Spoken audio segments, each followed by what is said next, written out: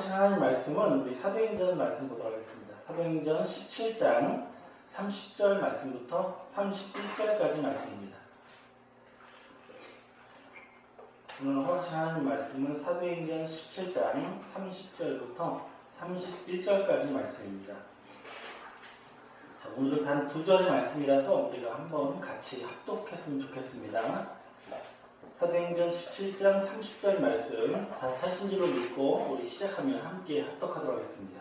시작! 알지 못하던 시대에는 하나님이 허물치 아니하셨거니와 이제는 어디든지 사람을 다 명하사 회개하라 하셨으니 이는 정하신 사람으로 하여금 천하를 공의로 심판할 날을 작정하시고 이에 저를 죽은 자 가운데서 달리신 것으로 모든 사람에게 믿을 만한 증거를 주셨음이니라 하리라. 아멘. 네, 오늘 허락하신 하나님 말씀 우리 사도행전 17장 30절부터 31절까지의 말씀을 통해서 하나님을 우상으로 섬기는 사람들, 하나님을 우상으로 섬기는 사람들이란 제목으로 하나님 말씀 펼쳐보도록 하겠습니다. 하나님을 우상으로 섬기는 사람들, 올바른 사람들인가요? 전혀 그렇지 않죠. 저와 여러분은 하나님을 우리 아버지로 섬기는 하나님의 자녀들이 되시길 원합니다. 자, 오늘 함께 보신 이 사도행전 17장 말씀에는 사도 바울이 2차 전도여행 당시에 하신 전반적인 역사가 많이 기록되어 있는데요. 그 중에서도 이제 16절 이하의 말씀을 보시면은 오늘 이제 말씀에 전반적인 배경이 되는 내용들이 나오는데 사도 바울이 전혀 하나님을 믿지 않는 우상 숭배자들 앞에서 선포하신 하나님의 말씀이 기록되어 있습니다. 자, 성경은 왜 이렇게 우상의 도시에 증거했던 사도 바울의 복음을 기록하고 있는지 오늘 이 시간 저와 여러분들이 자세히 깨닫는 분들이 되셔서 이 시대 우리가 경계해야 되는 우상 숭배는 무엇이며 진정한 하나님의 자녀로서 하나님의 아들들로서 가져야 되는 참된 신앙의 내용은 무엇인지 정확하게 깨닫고 또 실천하는 저와 여러분이 되시길 간절히 원합니다. 네. 자, 오늘 본문 말씀에 기록된 이 사도행전 17장은요, 1절부터 15절까지의 말씀을 보시면은, 이 사도 바울이 2차 전도여행 당시에 유럽에 이제 넘어가셔서 말씀을 증거하시게 되는데, 첫 번째 방문지였던 이 빌립보를 기점으로 해서, 데살로니가, 그리고 이제 베레아 지방에 이르는 그런 전도여행의 내용이 기록되어 있습니다. 여러 가지 핍박의 어려움이 있었지만 당당하게 복음을 전하신 내용을 기록하고 있고요. 이어서 이제 그 16절 이하의 말씀을 보시면은 이제 베레아 지방에서도 말씀을 더 이상 증거하시지 못하게 됩니다. 왜냐하면 이 데살로니가에서 핍박하던 유대인들이 베레아까지 쫓아와서 소동을 일으키는 바람에 할 수 없이 이제 베레아를 떠나서 더 남쪽 지방인 이제 아덴이라는 곳까지 이르러서 말씀을 전하시는 내용이 바로 오늘 본문에 기록되어 있는 내용입니다. 자, 그러면 사도 바울이 이제 아시아에서 이 마게도니아로 넘어와서 이제 세 번째로 방문하게 되는 이 아덴이라는 도시는 어떤 곳이냐? 이 아덴은 어떻게 이름이 지어진 도시냐면 이 제우스의 딸로 알려져 있는 이 아테나 여신의 이름을 따서 지은 도시입니다. 이 도시는 수세기 전부터 이 그리스 헬레니즘 문화가 굉장히 번성했던 도시로 알려져 있는데요. 그곳에는 이제 그리스 신화 또 로마 신화에 나오는 여러 신들의 우상과 신전이 즐비해 있던 도시였습니다. 그래서 여러분도 잘 아시는 그 아크로폴리스라는 그런 곳, 그게 뭐죠? 경기장 같은 거잖아요. 그리고 또 페르테논이라는 신전, 지금도 남아있는데 이런 신전이 지금도 남아있는 그런 우상과 신화가 마치 현실처럼 펼쳐져 있는 그런 도시입니다. 이 고전기에는 이곳이 굉장히 강력한 도시국가였다고 합니다. 그러니까 그리스의 어떤 한 일부가 아니라 아예 이 아덴이라는 도시 자체가 국가로 존재했었고요. 이곳에서부터 이제 많은 그 문명이 발달되기 때문에 서구 문명의 요람으로 알려져 있습니다. 그리고 여러분 잘 아시는 그 철학자들이 주로 활동했던 무대가 뭐 소크라테스라든지 플라톤 이런 분들이 주로 활동했던 무대가 바로 이 아덴이라는 도시입니다. 근데 이제 지금은 이제 그리스의 수도로서 이제 아테네라는 이름으로 불려지고 있는데요. 잘 아시죠? 네. 그 올림픽이 있을 때마다 성화 정화를 할 때에서 그 막 나오잖아요. 여성분들이 막 그 불을 붙이는 장면이 나오는데 그 도시가 바로 이 아테네입니다. 지금은 그리스도의 수도인데요. 이곳에 지금 이제 사도 바울이 도착하게 된 것입니다. 물론 이제 사도 바울이 활동한 당시에는 그 문명이 한층 좀 수그러든 그런 시기였긴 합니다만 여전히 그 그리스의 신화 문명이 온 도시를 지배하고 있던 도시가 이 아덴이었습니다. 근데 이제 아덴에 사실은 본인이 원해서 가신 건 아니고 그 아까 말씀드렸던 이 베레아 지방에 있었던 형제들이 그 아덴 지방까지 인도를 해줍니다. 이곳이 안전할 것 같아서 그래서 인도를 해줬고 사도 바울은 이제 그분들에게 부탁을 합니다. 사도 바울의 제자였던 이 디모데와 실라가 함께 오지 못했기 때문에 이 형제분들이 만나게 되면 속히 이 아덴으로 내려오게 해달라고 부탁을 하고 사도 바울은 그들을 기다리는 동안 이 아덴에 머물러 있게 됩니다. 그럼 이곳에 머무르면서 또 그냥 있을 뿐이 아니잖아요. 그래서 이 도시를 둘러보시는 내용이 사도행전 17장 16절에 나옵니다. 한번 그 내용을 좀 보겠습니다. 사도행전 17장 16절 보시면 바울이 아덴에서 저희를 기다리다가 온 성에 우상이 가득한 것을 보고 마음이 분하여 라고 기록하고 있습니다. 자, 이 디모데와 실라를 기다리는 동안 사도 바울은 이 아덴이라는 도시를 쭉 둘러봤거든요. 그랬더니 가는 곳마다 뭐가 있는 거예요? 우상이 가득한 거예요. 신전이 가득한 것을 보고서 이 개역개정 성경에 보시면은 마음이 격분하였다라고 기록하고 있습니다. 어떤가요? 굉장히 화가 나신 거예요. 자, 이분이 왜 이렇게 화가 나셨을까요? 사실 아까 말씀드린 것처럼 이 아덴이라는 도시는 기원전 5세기부터 그리스 문명이 아예 정착된 도시입니다. 그러니까 그때부터 우상을 수백 년 동안 섬겨온 도시니까 어딜 가든 우상을 만나는 건 당연한 건데 사도 바울은 굉장히 화가 났다라고 성경은 기록하고 있습니다. 이분이 화가 나서 무엇을 하시냐면 우리 17절 말씀에서 보시면 자, 우상들을 보고 화가 난 바울이 무엇을 했느냐 17절 보시면 회당에서는 유대인과 경건한 사람들과 또 저자에서는 날마다 만나는 사람들과 변론하니라고 기록하고 있습니다. 자, 이 지금 아덴에서 사도 바울이 우상들을 보고서 취하셨던 행동이 좀 특이한 게 있는데요. 그동안 방문했던 다른 방문지에서는 사도 바울이 습관적으로 어디를 먼저 가시죠? 예, 회당을 찾아가십니다. 왜요? 거기 가면 누가 있어요? 하나님을 섬기는 유대인들을 만날 수 있기 때문에 그들에게 예수를 전하기 위해 회당에 갔는데 사도 바울이 물론 여기 와서도 지금 회당에 가서 유대인과 또 경건한 이방인들에게 말씀을 전하는데 거기서만 가는 게 아니라 저작거리나 광장에 나가서도 만나는 사람마다 날마다 이 변론을 하였다라고 성경은 기록하고 있습니다. 그러니까 하나님을 믿는 자뿐만 아니라 불신자, 우상 숭배자들에게도 말씀을 증거하는 그런 강연을 했다고 성경은 기록하고 있습니다. 왜 그랬을까요? 그동안과는 다르게 왜 하나님 믿는 사람만 찾아다니며 복음을 전하는 게 아니라 불신자, 우상 숭배자들에게도 왜 말씀을 전했느냐? 그 이유는 사도 바울이 보기에는 그 우상 숭배자나 그 회당에서 하나님을 믿는 백성이나 다 같은 우상 숭배자로 보였기 때문입니다. 여러분, 이 사도 바울이 아덴에 도착했을 때도 그곳에서 많은 회당을 발견했습니다. 그러면 이 아덴이라는 도시에도 이미 하나님을 믿는 사람들이 많이 살고 있었단 말이에요. 그러나 이 아덴에 와서 여전히 우상이 창궐한 걸 보니까 하나님을 믿는 백성이 있으나 없으나 마찬가지인 도시의 모습을 보고 이 아덴이라는 도시는 유대인이나 아니면 이 불신자들이나 다 같이 우상 숭배자들과 똑같은 사람들이다라는 생각을 하고 이렇게 그들 모두에게 말씀을 전하기로 작정했다는 것을 알기를 원합니다. 자, 그럼 사도 바울은 왜 이 아덴에 살고 있는 유대인들이 무엇이 결핍돼서 이렇게 우상 숭배자들과 진배 없이 그 똑같은 우상 숭배자들로 판단이 되었느냐? 자, 그 내용을 우리 사도행전 17장 18절 말씀 보겠습니다. 자, 사도 바울이 이 회당과 저작거리에서 어떤 내용을 강연했는지 18절에 기록이 되어 있는데요.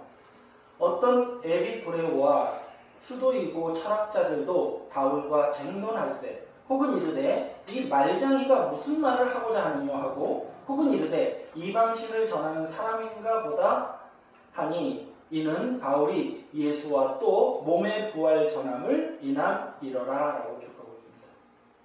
자, 사도 바울이 회당뿐만 아니라 어디에서도 말씀을 전하는 거예요? 저작거리에서, 광장에서 말씀을 전했는데 같은 말씀을 전합니다. 무엇을 전했냐면 바로 예수 그리스도와 또 몸의 부활, 그리스도께서 부활하신 사건에 대해서 말씀을 증거했다라고 성경은 기록하고 있는 것입니다. 결국 사도 바울이 느꼈던 이 하나님 믿는 백성들조차 우상 숭배자로 살고 있는 그런 모습으로 살고 있던 그 근본 원인이 무엇이냐, 무엇의 결핍이냐, 바로 누구를 알지 못하는 거예요?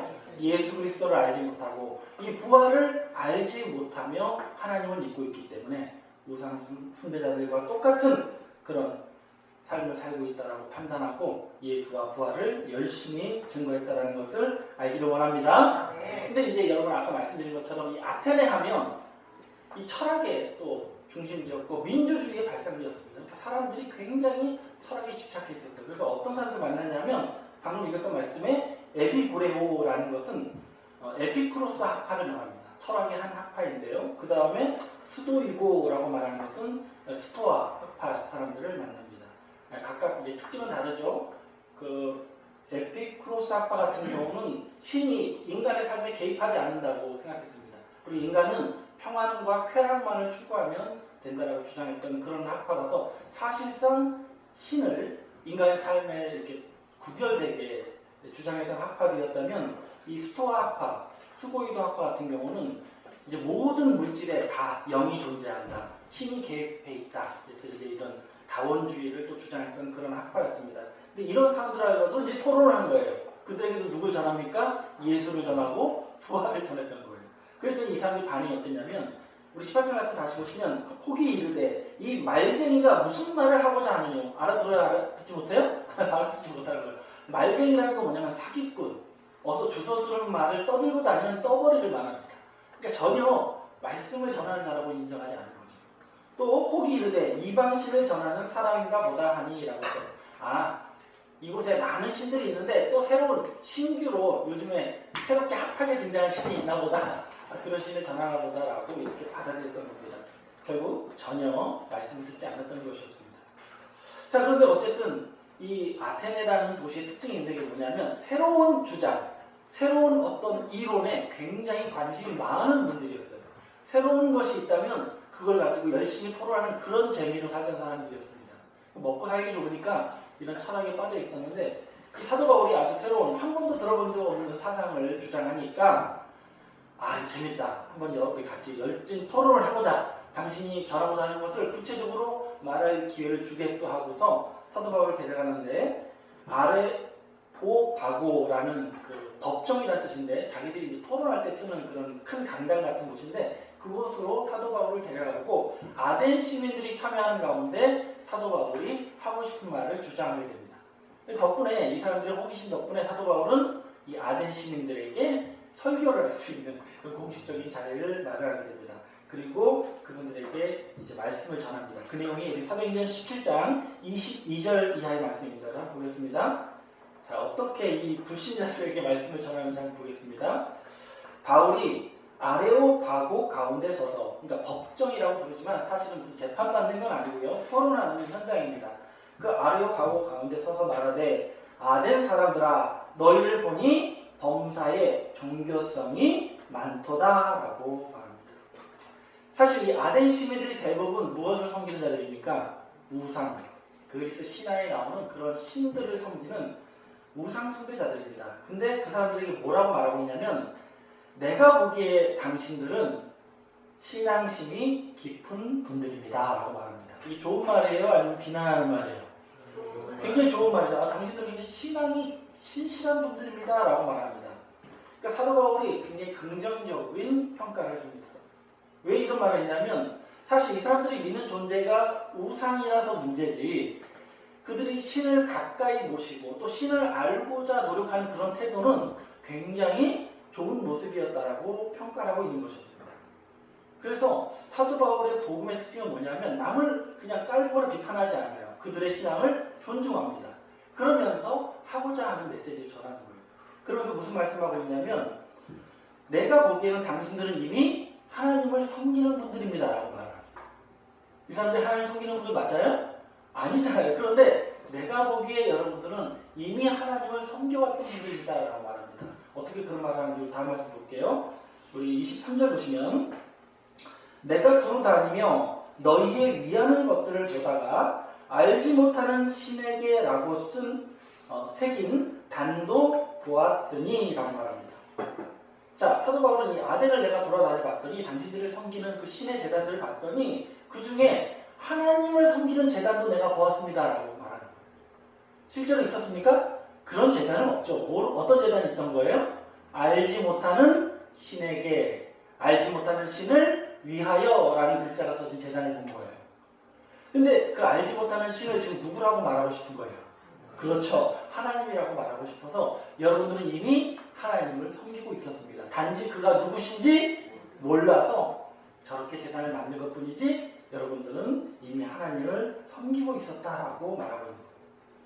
여러분 사실은 이제 이 아덴 시민들이 하나님을 섬기려고 그 제단을 만든 건 아니고 이분들이 여러 신을 섬긴 것은 여러 신들을 다 만족시켜서 내가 행복하고 안전하게 바랬던 거예요. 그런데 그 중에 혹시 내가 놓친 신이 있으면 그 신이 나를 해코지하면 안 되잖아요. 그러니까 그런 신까지 내가 몰라서 못 섬긴 신까지 만족시키려고 만든 제단이 알지 못하는 신을 위하여라는 제단이에요. 근데 사도 바울은 그것을 무엇으로 풀어준 거예요? 그게 누구의 제단이다? 하나님의 제단. 이렇게 말하고자 했던 것입니다. 결국 여기서 여러분 우리가 알 수 있는 건 뭐냐면 이 세상 우상 숭배자들도 사실은 누구를 섬기고 있는 거예요? 은연중에, 무의식 중에 하나님을 섬기고 있는 거예요. 근데 그들이 왜 하나님을 섬기다 말하지 못합니까? 누구를 모르니까. 네, 하나님을 모르고 섬기다 보니까 사실은 하나님의 백성이 되지 못하고 우상 숭배자로 나타나는 것 뿐이지 사실은 하나님을 섬길 수 있는 그런 기회가 주어진 건 마찬가지라는 것입니다. 여러분 제가 서두에 이 아덴이라는 도시에는 뭐가 많이 있다고 했죠? 우상 숭배하는 것만 많은 게 아니라 뭐도 많이 있었어요. 회당도 있었습니다. 꽤 많은 유대인들이 하나님을 믿고 있었습니다. 그런데 사도 바울은 모든 아덴의 시민들, 그 유대인들조차 하나님의 백성을 자처하는 유대인조차 다 우상 숭배자로 똑같이 판단했습니다. 왜 그렇습니까? 왜 그렇습니까? 그러니까 하나님이라는 존재를 알지 못해서 우상을 섬기는 우상 숭배자들이 있나? 하나님을 섬긴다 하면서도 하나님을 알지 못하고 하나님을 숭배하는 자들은 하나님 입장에서는 다 똑같은 어떤 숭배자들이다? 우상 숭배자라고 판단했다는 것을 알기를 원합니다.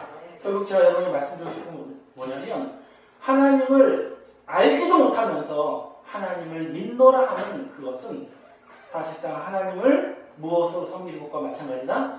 우상으로 섬기는 것과 마찬가지라는 것을 알기를 원합니다. 여러분 예수님 당시에도 예수님께서 그 사마리아 수가라는 마을에 방문하신 이야기 잘 아시죠? 요한복음 4장에 나와 있는 내용인데 그곳에 사마리아 사람들 대부분이 하나님을 제대로 섬기려고 노력했던 분들입니다. 근데 예수님께서 사마리아 여인에게 뭐라고 말씀하시냐면 사마리아 사람들 여러분들은 구원받기 어려운 지경에 놓여 있습니다라는 증거를 하십니다. 왜 사마리아 사람들은 하나님을 열심히 믿는데 구원받지 못하는 지경이 있었습니까? 그 내용을 우리 요한복음 4장 22절로 확인해 보겠습니다. 왜 사마리아 사람들이 구원받지 못할 지경에 있었나? 예수님이 뭐라고 평가하셨는지 22절입니다. 너희는 알지 못하는 것을 예배하고 라고 말씀하셨어요. 왜 그런 거예요? 열심히 예배 드려 하나님 섬기는데 뭐 하지 못하고? 하나님을 알지 못하고 예배하고 있더라는 것입니다. 그리고 말씀하십니다. 우리는 아는 것을 예배하노니 이는 구원이 유대인에게서 남이니라 라고 말씀하십니다. 여기서 말씀하고 있는 구원이 유대인에게서 난다라는 말씀은 무슨 얘기를 하고 싶은 거냐면 하나님께서 약속하신 메시아 그리스도는 유대 땅 베들레헴에서 나시기로 이미 선지자들이 예언하고 있었잖아요. 결국 하나님의 약속대로 그리스도께서 유대 땅 베들레헴에서 오셔서 예수께서 지금 복음을 전하러 오셨는데 예수가 있는지도 모르고 부활도 모르고 하나님만 믿겠다고 매달리고 있는 것 자체는 사실은 누구를 모르고 예배하는 거예요? 하나님을 모르고 예배하는 우상 숭배자와 마찬가지이기 때문에 여러분들에게 구원이 이루지 못한다라고 예수님께서 말씀하셨다는 것을 깨닫기를 원합니다. 그래서 23절에 이렇게 말씀하십니다. 요한복음 4장 23절 보시면 아버지께 참으로 예배하는 자들은 신령과 진정으로 예배할 때가 오나니 곧 이때라. 아버지께서는 이렇게 자기에게 예배하는 자들을 뭐 하시느니라? 찾으시느니라 라고 말씀하고 있습니다. 하나님께서는 어떤 자를 찾으시는 거예요? 어떤 예배자를 원하시는 거예요? 신령과 진정으로 예배하는 자. 신령과 진정으로 예배하는 것은 독실한 신앙심만 있어서 되는 게 아니라 하나님을 알 수 있는 진리의 말씀으로 예배하는 자, 하나님을 알고 예배하는 자를 하나님께서 원하시고 그러한 자들의 예배를 하나님께서 찾고 원하신다고 말씀하고 있다는 것을 알기를 원합니다. 여러분, 이 말씀이 오늘날 이 땅에 예수 믿는 자들에게 굉장히 중요한 의미를 주는 이유가 뭐냐면 오늘날도 많은 분들이 하나님을 믿고 예수님을 믿는다고 하고 있습니다. 그러나 예수를 믿는다고 하면서 진정한 예수 십자가의 의미를 드러내지 못하고 있습니다. 예수 십자가를 통해서 우리가 율법에서 해방되고 완전한 죄사함에 이르렀음에도 불구하고 여전히 죄인의 자리를 고수하고 있습니다. 또한 예수의 부활을 믿는다고 하면서도 정작 예수님께서 부활을 통해서 우리에게 알려주고자 하신 부활 이후에 진정한 그리스도인들에게 주실 새로운 하나님 나라에서의 삶은 소망하지 않습니다. 그것 때문에 신앙하지 않단 말이에요. 다른 목적으로 부활을 믿는다고 하는 거예요. 그러면 사실 하나님 입장에서, 예수님 입장에서는 예수님이 왜 오셨는지도 모르고 있는 거고 부활이 왜 필요한지도 모르고 있는 그런 신앙의 모습은 사실 하나님을 아는 것입니까? 아니에요. 하나님을 모르고 예배하는 거예요. 그러면 사도 바울이 비판한 것처럼 하나님을 무엇으로 섬기는 것과 마찬가지입니까? 우상으로 섬기는 것과 마찬가지라는 것을 알기를 원합니다. 그래서 오늘날 스스로 죄인을 자처하고 있는 많은 기독교의 교리, 또 부활 없이 그냥 죽어서 천국 가는 그런 구원관으로 만족하고자 하는 이 땅의 교회들의 모습은 하나님을 무엇으로 섬기고 있다? 우상으로 섬기고 있는 어려운 지경에 있다는 것을 알기를 원합니다. 그래서 저와 여러분이 깨닫고 있는 예수 그리스도의 십자가, 여러분이 소망하고 있는 예수께서 보여주신 그 부활의 소망을 이 땅에 많은 믿는 자들에게 전할 필요가 있고 우리가 하나님을 하나님으로 섬기게 할 수 있는 힘을 가진 자들이라는 것을 알기를 원합니다. 그래서 여러분들이 소중한 거고 여러분의 삶이 정말 복되고 축복인 것입니다. 그래서 사도 바울은 이 사람들이 하나님을 믿기 싫어서 안 믿는 게 아니라 몰라서 못 믿기 때문에 사도 바울은 이렇게 주장합니다. 그러면 내가 이제 여러분들에게 여러분이 말하는 그 알지 못하는 신을 알려드리겠습니다 라고 말합니다. 자, 그래서 우리 다음 말씀 보시면 우리 사도행전 17장 23절을 좀 다시 보시면 내가 두루 다니며 너희의 위하는 것들을 보다가 알지 못하는 신에게 라고 새긴 단을 보았으니 그런즉 너희가 알지 못하고 위하는 그것을 내가 너희에게 알게 하리라 라고 말합니다. 그러니까 여러분들이 정말 알고 싶다면 내가 여러분이 그동안 알지 못했던 하나님을 알게 해드리겠습니다 하면서 지금 불신자들에게 하나님을 알게 하는 그런 말씀을 증거합니다. 여러분, 이분들이 불신자잖아요. 이 사람들이 성경을 알아요? 성경이 있어요? 성경 성자도 없는 분들입니다. 아무것도 없는 그냥 세상 사람입니다. 오히려 우상 숭배자들인데 이분들에게 하나님을 알게 하신다고 합니다. 성경 없이. 대단하지 않습니까? 참 과연 어떻게 굉장히 성의 있는 대답 감사드립니다.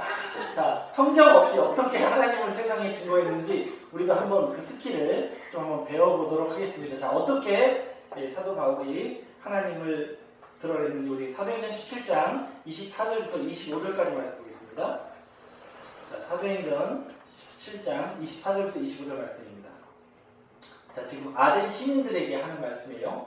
우주와 그 가운데 있는 만유를 지으신 신께서는 천지의 주제시니 손으로 지으 전에 계시지 아니하시고 또 무엇이 부족한 것처럼 사람의 손으로 섬김을 받으시는 것이 아니니 이는 만민에게 생명과 호흡과 만물을 친히 주시는 자이심이라 라고 말합니다. 자, 하나님을 어떻게 소개합니까? 하나님은 온 우주와 만유를 지으신 분이기 때문에 여러분들이 그동안 섬겨왔던 그런 우상들처럼 무슨 신전이 필요하거나 거할 집이 필요한 분이 아니다 라고 말합니다. 왜요? 이 세상 우주 만유가 누가 지은 거니까? 하나님이 지으신 거니까. 무슨 집 한 칸이 부족해서 그거 마련해줘야만 거기 가서 깃들어 살 수 있는 대상이 아니라는 거예요. 또 뭐가 부족해서 사람의 섬김에 필요한 대상이 아니시다라는 거예요. 오히려 하나님은 우리에게 모든 걸 주신 분이다라고 말씀합니다. 우리에게 생명도 주셨고 우리에게 호흡도 주셨고 우리가 살고 있는 모든 삶의 모든 것을 갖추게 해주신 분이 누구시다? 하나님이라고 가르쳐주신 줄로 믿습니다. 네. 여러분 불신자들이 이 말을 듣고 하나님을 받아들입니다. 저와 여러분도 마찬가지입니다. 우리가 하나님을 어떤 분으로 인정해야 되는 거예요? 우리에게 생명을 주시고 지금 우리 여러분 살아 숨쉬고 있죠. 여러분에게 지금의 호흡을 주시고 여러분이 이 세상에 살아갈 수 있는 모든 조건을 만들어주신 분이 누구시다? 우리의 아버지 하나님이심을 믿고 살아가는 자가 되어야 줄로 믿습니다. 자, 그러면서 하나님께서는 충분히 여러분들이 성경을 만나지 못했고 하나님을 소개받지 못했지만 하나님은 충분히 당신을 만날 수 있는 기회를 주셨습니다 라고 말합니다. 이거는 사도 바울의 신앙관이에요. 그분들이 인정하지 않았습니다만 사도 바울이 이렇게 주장합니다. 자, 어떻게 우리에게 많은 이 땅의 인류에게 하나님을 만날 기회를 주셨냐? 우리 26절 말씀을 보시면 인류의 모든 민족을 한 혈통으로 만드사 온 땅에 거하게 하시고 저희의 연대를 정하시며 거주의 경계를 하나 하셨으니 라고 하고 있습니다. 자, 이게 지금 말씀드린 게 하나님께서 사람들에게 자기를 만날 기회를 주신 내용이라고 기록하고 있어요. 무엇입니까? 하나님께서 이 땅에 사람을 지으시고 온 땅에 살 수 있게 해주셨어요. 근데 무엇을 주셨냐면 우리 26절 하반절을 보시면 다 같이 읽어볼까요? 저희의 연대를 정하시며 무슨 말인지 모르겠어요? 따라 해보시니까 저희의 연대를 정하시며 거주의 경계를 하나 하셨습니다. 이게 무슨 말이냐면 하나님께서 이 땅에 살아가는 모든 족속들에게 모든 민족들에게 한 시간의 흐름 속에서 살아가게 했어요. 그러니까 한국에 사는 사람이나 저 미국에 사는 사람이나 같은 시간의 연대 속에서 살아가게 하셨다는 거예요. 우리가 지금 뉴스를 보면서 외국에서 무슨 일이 벌어지고 또 저 중동에서 무슨 일이 벌어지고 하는 게 사실은 실시간으로 우리가 알고 있는데 사실 우리가 같은 시간 속에 살아가고 있는 것입니다. 또 뭐라고 말씀하고 있냐면 이 땅에 살게 하실 때에 거주할 땅의 경계를 정하셨대요. 저는 이 말씀이 되게 놀라운데 이 땅에 150개가 넘는 민족들이 나라를 두고 사는데 그 나라들이 다 각자의 땅의 경계를 가지고 있습니다. 자기 국경을 가지고 있다는 거예요. 그래서 그 경계를 지키면서 살아가고 있는 거예요. 근데 그냥 일반적으로 생각해보면은 저 중국이나 저 미국이라는 나라가 그냥 저기서 다 덮어야 되는 거 아니에요? 그렇잖아요. 훨씬 크고 센 나라들이 작은 나라들을 다 짓밟고 지배해야 되는 게 맞는 것 같은데 신기하게도 작은 나라는 작은 나라대로 큰 나라는 큰 나라대로 자기의 경계를 이루어가면서 그렇게 그냥 함께 살아가고 있더라는 거예요. 같은 시간의 역사 속에서 같은 시간에 주어진 공간 속에서 살아가고 있다는 것입니다. 이것이 하나님이 당신을 만날 수 있게 해주신 기회라고 말합니다. 이 사도 바울의 주장이니까 그렇게 좀 이해해 주시기 바랍니다. 여러분도 그렇게 이해를 좀 해주시기 바라요. 무슨 말인지 아시겠습니까? 이 세상에 그렇잖아요. 많은 나라가 있지만 자기 경계 안에서만 살고 있고 또 같은 시간 속에서 이 수많은 민족이 살아가고 있잖아요. 이것이 하나님이 당신을 만날 수 있는 기회를 주신 거라고 말하고 있어요. 그 얘기를 27절에 이렇게 말씀하고 있습니다. 이는 사람으로 하나님을 혹 더듬어 찾아 발견케 하려 하신 이로되라고 말합니다. 결국 이렇게 정말 온 세상의 민족들이 서로 균형을 이루어가면서 같은 역사 속에서 살아가고 있는 것은 하나님께서 이런 질서를 만드신 누군가가 계실 것이고 그건 분명히 이 세상을 지으시고 우리에게 생명을 주시고 호흡을 주시고 모든 것을 주신 하나님일 거야 라는 것을 생각할 수 있게 하셨다는 거예요. 그런 인생들은 그걸 굳이 찾았습니까? 찾지 않아서 하나님을 만나지 못했던 것뿐이지 하나님이 당신을 알게 하는 기회를 주신 것은 아니다라고 사도 바울이 지금 불신자들에게 주장하고 있는 것입니다. 자, 근데 중요한 것은 이제는 알 수 있는 기회를 주셨다라고 선포하고 있습니다. 그 내용이 오늘 본문 말씀입니다. 우리 본문 말씀은 사도행전 17장 30절 말씀 보겠습니다. 자, 이제는 알 수 있는 기회를 주셨으니 이제는 사람이 하나님을 반드시 찾아야 되고 알아야 된다라고 주장하십니다. 30절 말씀 보시면 알지 못하는 시대에는 하나님이 허물지 아니하셨거니와 라고 합니다. 그동안은 어떤 시대였다는 거예요? 하나님을 알 수 있는 시대가 사실은 아니었다는 거예요. 그래 너희들이 하나님을 모르는 게 당연했어. 그래서 유대인조차도 하나님을 그냥 우상처럼 섬기는 것을 하나님이 허물하지 않으셨다. 그걸 야단치지 않았고 그걸 문제 삼지 않으셨다. 그걸 비판하지 않으셨다는 거예요. 왜 이걸 누구보다 잘 알고 있습니까? 사도 바울이 누구보다 유대교를 신실히 섬겨봤잖아요. 그래 봤더니 정말 하나님을 제대로 알 수 없었다는 것이죠. 그런데 이제는 아니에요. 이제는 하나님을 알 수 있는 기회가 왔으니 이제는 하나님을 찾고 만나야 된다고 말씀하고 있습니다. 우리 30절 하반절에 보시면 이제는 어디든지 사람을 다 명하사 회개하라 하셨으니 라고 말씀하고 있습니다. 이제는 하나님께서 하나님을 알 수 있는 시대를 열어주셨으니까 사람들에게 명령하셨다라고 합니다. 모든 인생들은 하나님을 알고 찾고 믿는 자가 되라고 말씀하셨다라고 주장하고 있는 거죠. 그럼 우리는 알아야 될 게 뭐냐면 무엇을 근거로 해서 하나님께서 이 땅에 있는 모든 인생들에게 하나님을 알 수 있는 시대를 열어주셨다라고 주장하고 있는지 우리 그 근거를 보도록 하겠습니다. 우리 31절 말씀 보겠습니다. 자, 우리 잘 아시는 말씀이죠. 사도행전 17장 31절 다 같이 읽겠습니다. 시작! 이는 정하신 사람으로 하여금 천하를 공의로 심판할 날을 작정하시고 이에 저를 죽은 자 가운데서 다시 살리신 것으로 모든 사람에게 믿을 만한 증거를 주셨음이니라. 여러분 무슨 말씀인지 이해 가십니까? 하나님께서 이제 알 수 있는 시대를 우리에게 열어주셨다. 하나님을 알 수 있는 시대를 열어주셨다. 누가 오셨기 때문에?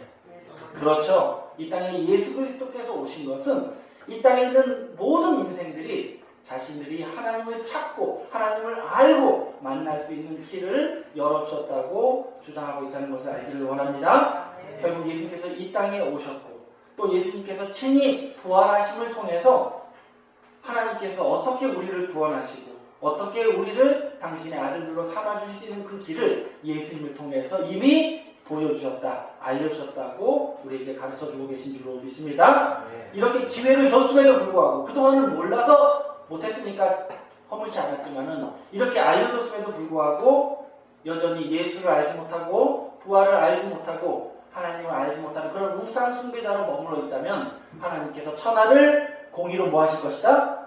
심판하시고 문제 삼으시고 너희들을 징벌하실 거다. 책임을 물으실 거라고 선포하고 있다는 것을 알기를 원합니다. 결국 여러분 사도 바울이 선포하는 내용은 이렇습니다. 이 하나님께서 장차 천하를 공의로 심판하신다는 사실을 우리에게 알게 하시고자 누구를 보내주셨다? 예수 그리스도를 보내주시고 또 주님께서 부활로 생명으로 나오신 것을 우리에게 믿음의 증거로 주셨다고 주장하고 계신 줄로 믿습니다. 결국 우리가 정말 하나님을 아는 자로서 예수를 알고 예수 그리스도의 부활의 참된 의미를 믿는 자가 되었다면 무엇을 믿는 자가 됩니까? 하나님께서 장차 천하를 뭐 하실 것이다? 공의로 심판하신다는 사실을 믿는 자가 되어야 한다고 천명하고 계신 줄로 믿습니다. 자, 그러면 하나님께서 천하를 공의로 심판하신다는 것은 무엇을 의미합니까? 하나님께서 천하를 공의로 심판하신다는 것은 무엇을 의미하는 것입니까? 앞서 사도 바울이 소개한 것처럼 이 땅의 모든 민족에게 땅의 경계를 주시고 그들에게 같은 역사 속에 살아가게 하시고 모든 인생들에게 생명을 주시고 호흡을 주시고 살아가게 하셨던 그 하나님께서 이제 장차 정한 때가 되면 정한 사람을 통해서 천하로 공의를 심판하시고 이 세상을 뭐 하실 것이다? 끝내실 거라는 거예요. 그리고 이 세상을 끝나신 이후에는 하나님께서 약속하신 대로 새롭게 새하늘과 새 땅을 창조하실 것이고 그 새롭게 된 새 창조의 그 새 시대에는 하나님을 알고 믿는 자들, 예수를 깨닫고 믿고 있고 또 부활의 소망으로 내가 앞으로 하나님께서 이루실 새하늘과 새 땅에서 부활한 자가 되어서 영생을 살리라 믿고 있는 그 믿음의 사람들에게 그 새 세상을 주시는 하나님으로 우리에게 나타나셨다는 것을 믿고 또 신뢰하는 자가 되었을 때 우리가 하나님을 우상으로 섬기는 자가 아니라 하나님을 우리의 아버지로 섬기는 자가 될 것을 사도 바울이 가르쳐주고 계시다는 것을 알기를 원합니다. 여러분들도 이곳에서 예수 그리스도의 십자가의 비밀을 깨달았습니다. 율법에서 해방하시고 완전한 죄사함을 주신 사실을 깨달았습니다. 또 우리에게 부활의 실상을 주셨습니다. 우리가 육체가 다 죽어서 흙으로 돌아가는 것이 아니라 살아서 호련 변화를 받고 첫째 부활에 참여하는 자들도 있고 또한 둘째 부활에 참여해서 새로운 신령한 몸으로 하나님의 나라에 들어갈 수 있는 축복을 주셨다는 사실도 알고 있습니다. 그러면 그걸 아는 자들이라면 그걸 소망하면서 살고 그걸 소망하기 때문에 하나님을 믿는 자가 되어야 되는데 그저 이 세상 우상 숭배자들처럼 내 삶에 좋은 방편으로 내 삶을 도와주고 윤택하게 해주는 그러한 신으로 하나님을 우상처럼 섬기는 자가 있다면 우리도 하나님을 믿는 자가 아니라 우상 숭배자로 전락할 수 있다는 것을 깨닫는 여러분이 되길 원합니다. 여러분 지금 제가 증거해드렸던 말씀은 실제로 사도 바울이 그 아덴 시민들에게 증거한 말씀입니다. 이 말씀을 듣고 막 많은 사람들이 하나님께로 돌아오거나 예수를 믿는 자가 나타났다고 성경도 기록하고 있지 않습니다. 성공한 전도 역사가 아니었단 말이에요. 근데 굳이 왜 이 말씀을 성경에 기록하고 있습니까? 이것은 마지막 때에 하나님을 믿노라 하면서도 사실상 하나님을 우리에게 새하늘과 새 땅에 새 삶을 주시는 하나님으로 믿지 아니하고 그저 우상으로 내 삶에 보탬을 주는 그런 지방신으로 믿고 있는 많은 하나님의 백성들에게 경고로 주신 말씀이라는 것을 알기를 원합니다. 여러분들은 결코 하나님을 우상으로 섬기는 자가 되지 않기를 소망합니다. 그럴 거면 뭐하러 여기서 진리의 말씀을 듣습니까? 그냥 아무나 가까운 교회 가세요. 그러면 나중에 큰 문제가 생기겠죠? 왜 그래요? 하나님께서 이제는 허물하실 수 있는 시대가 되었습니다. 왜 그렇습니까? 우리에게 하나님을 알 수 있는 모든 것을 열어주셨기 때문에 그렇습니다. 특별히 이곳에서 신앙하고 있는 여러분들은 더더욱 그렇습니다. 여러분들은 진리의 성령의 역사가 무엇인지 알고 있습니다. 그래서 예수 그리스도가 어떻게 우리에게 생명을 주시고 우리의 미래를 주시는지 다 알고 있는 분들입니다. 그런데도 불구하고 우상처럼 섬겨? 그러면 정말 허물될 자들입니다. 여러분들을 책망받게 하고자 이 말씀을 드리는 게 아니라 저와 여러분들이 알고 깨달은 만큼 하나님을 하나님으로 섬기는 저와 여러분이 되기를 원합니다. 그래서 하나님이 찾으시는 정말 신령과 진정으로 예배하는 자는 하나님을 어떻게 믿는 자예요? 알고 믿는 거예요. 하나님을 알고 믿는다는 것은 예수 그리스도를 알고 믿는 거예요. 부활을 소망하면서 믿는 거예요. 그러한 알미, 그러한 믿음이 여러분들의 예배를 신령과 진정의 예배가 되게 하실 것이고 그러한 자를 하나님께서 기뻐 받으실 줄로 믿습니다. 사랑하는 우리 청년 여러분, 여러분들은 진리의 말씀을 받은 분들입니다. 결코 하나님을 우상으로 섬길 수 없는 분들인 줄로 믿습니다. 하나님을 아버지로 우리에게 새하늘과 새 땅을 주신 참된 내 생명으로 생명의 주인으로 모시는 여러분들이 되셔서 반드시 하나님의 나라를 유업으로 받을 수 있는 하나님의 자녀들이 되시길 예수님의 이름으로 축원합니다. 감사합니다. 말씀 마치겠습니다.